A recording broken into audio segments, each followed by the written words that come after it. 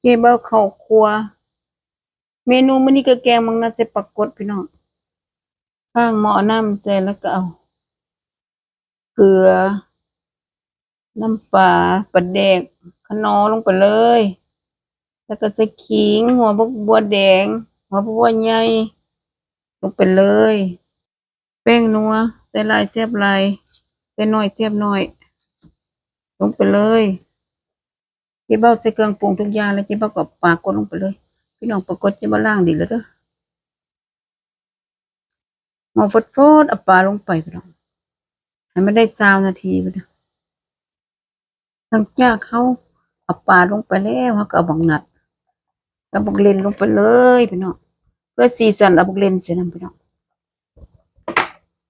15 นาทีผ่านไปปลาเขาสุกแล้วเขาก็เอาผักนางซีกับผักบัวลงไปเลยแกงปรากฏใส่ผักซีเขาก็แล้ว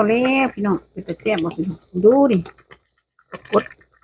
โคกเกอร์พี่น้องตัวบักใหญ่เป็นตาแซ่บบ่พี่น้อง